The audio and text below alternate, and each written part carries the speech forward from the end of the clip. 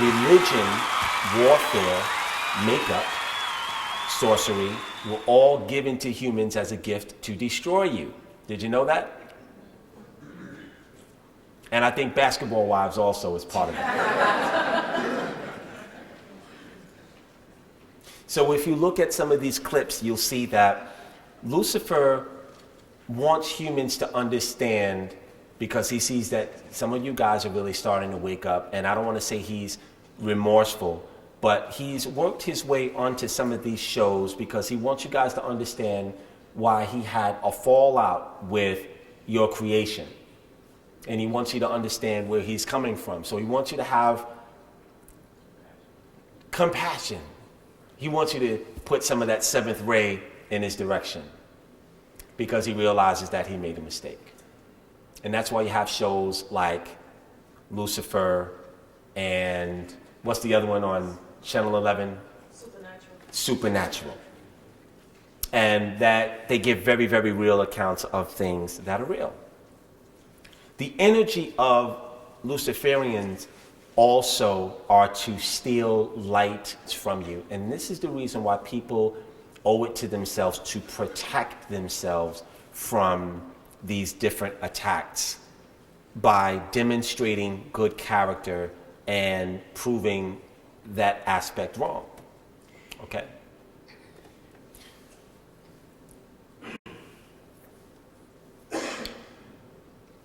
These are some of the seminars and workshops, the other ones that I've done. And like I said, it's a continuum of information that is not readily available. And they're not online, they're not on YouTube, and I have not made them available because I spoke about this yesterday.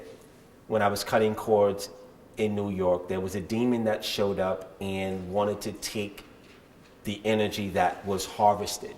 And I have to be able to look at everyone and see who people are before they can walk away with this information. And it would be irresponsible to put a lot of this online. So I would offer this to you. We have May Miracles 1, 2, and 3. How many of you came to that in New York? None of you guys were around back then. I think Liz is the only one that was around.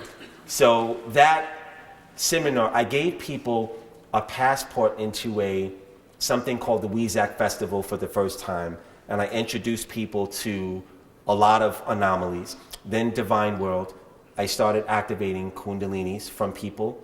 We had multidimensional self 4.0.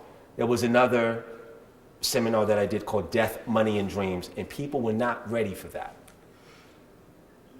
People did not want to know about death, money, and dreams. So I stopped doing it. Then we did Exalted Beings, where I give people the names of people who actually operate the galaxies in the universe. And when you connect with them, you will have an immortal connection. And the Love Workshop, obviously, is for everything about relationships and love and things like that. The Altar Workshop, which turned into Angels, Gods, and Altars. And I'm going to talk a little bit about the World Peace event and everything that occurred. My point of showing this is that whenever, again, there is an opportunity for you to come to something like this and learn more and add on to your database, take advantage of the opportunity because you won't find it anywhere else. There are many different kinds of what you call heavenly hosts, and they all serve the Creator. Gods have autonomy. They could do whatever they want. Gods are made, they're generated from the actions of the Creator. So when the Creator started to generate the multiverse and the omniverse, the movement of creating this universe, this universe, this universe, right? There was movement in that. That actual movement became the intelligence of a God. And that God willed himself into being by the action of what the grand Creator was doing. And there are billions and billions of gods in this particular universe. that created themselves from that lush movement of the Creator. And then the gods create children. They project their will onto planets, and they seed life on planets. And a lot of you have parents that participated in that. So that's pretty much the difference between angels and the gods. Okay. We're going to talk a little bit about some of the things that are killing you. This is as of December 30th. This is the death toll of people on the planet. I highlighted some of them because they also have spiritual repercussions. So you have suicide. How many of you know someone who has committed suicide? Raise your hand. Okay. What a lot of people don't know about suicide is that when you commit suicide, if it's not authorized in the spiritual world, your divine parents will punish you for 7 consecutive lifetimes. Suicide, and the reason that I say that is sometimes we go through dark things and then we fantasize about, a quick release and relieving ourselves and killing ourselves. You are never to allow those thoughts to enter into your consciousness, because there is no easy way out of this school that you're in. Homicide is another one that's very, very punishable. So anyone who has killed someone without authorization, they also are punished for many lifetimes. Abortion is another one. Abortion is very, very overlooked. I've seen people, if you look at an arena, you go to a football game, you place the one woman in the middle of the football field that has had the abortion, and then you fill up the stadium with people. That is analogous to how many different karmic strikes are facing her from one abortion. When you start having 1, 2, 3, 4, 5, 6, 7, 8, 9 abortions, I've actually met people that have had 10 abortions. The repercussions are catastrophic. And it's not something that you can just feel bad about and walk away from. It's a karmic strike that will vex you until you die and beyond. It actually can follow you into other lifetimes. So I'll say this to any men that may be in the audience or any women that may have an abortion. Get that karmic strike behind you and do something about it. I've not seen anywhere or anyone that has produced a solution to the karmic strike that happens when you have an abortion. And you can't go on with your life as if it never happened, because in the spiritual world, there are certain forces that will constantly work against you. And your spiritual children will not allow you to have peace with that decision. I've seen a lot of women that I've counseled, and their children are hanging on to their legs, riding on their back, pulling their hair, literally, astrally. No one else sees it, and it's a real thing. And they want their mommy. And mommy tries to go on and have a good relationship with a nice young man, and the children will not allow that. Mommy will try to go on and have a good job and get herself together. The children will not allow that because they want to be attended to. So that has to be energetically dealt with spiritually so that the life of the mother can move on. Does anybody have any questions about that? Yes. Does that negative karmic trait follow the father if he didn't have a choice to the abortion? I mean, if she made the choice without him, or if the doctor told her to do it? No. If the father had no hand in it, and I know what that feels like, the child will be curious and maybe come look at you, but there is no karmic repercussion behind that if you were not involved with it. It is the person who made the decision and the person who carried it out. And everybody who was involved. So people who work in abortion clinics also have those strikes against them. And they also have high suicide rates. Any more questions about that? Yes.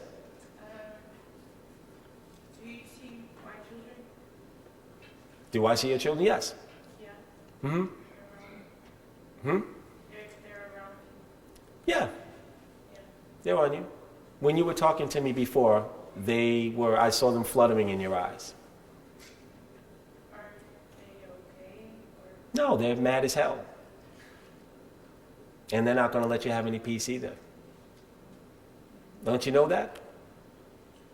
I kind of feel it? Don't you feel like you're on the verge of like a explosion? That's them. And I would suggest that you never do it again, but you have to do something about that. That's one of the main sources of your problem. Or problems. Okay? Yes, you have a question, Pamela?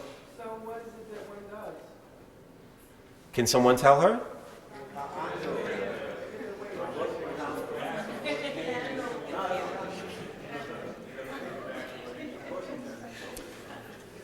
Okay, so one of the things that I want to explain to people, if you go to Wikipedia, YouTube, you won't find a solution for this anywhere else. Archangel Ariel was the one that created that ritual as a divine pardon to rid yourself of that energetic strike. I don't need to sell candles to people, but I was asked to offer this to people so that it can de-stress a lot of the karmic weighing down of the planet. And when people are walking around with those energetic strike, it actually kind of skews things off for everyone. Okay. Someone had a question in the back? Yeah, I just wanted to ask if someone has an abortion and then they get pregnant maybe a year or two later with a child that's attached that didn't come out in the pregnancy.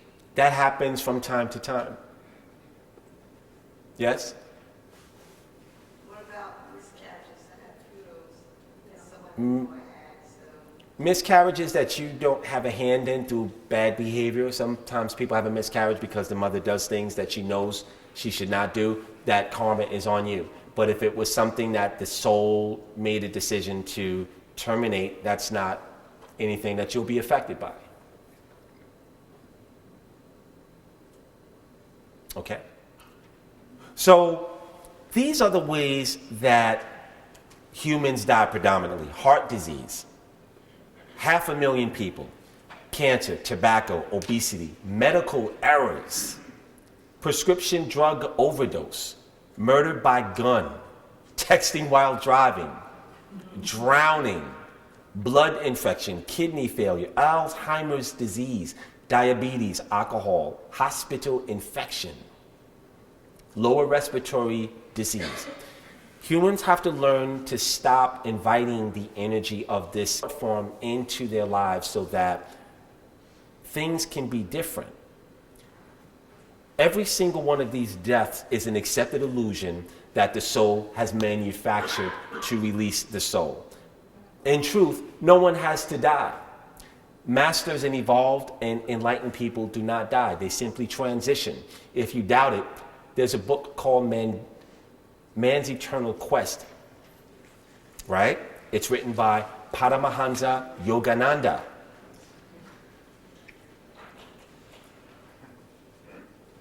That's one of Seed's favorite books. Well, you won't have to spell it because Man's Eternal Quest, that will give you. It's a great book.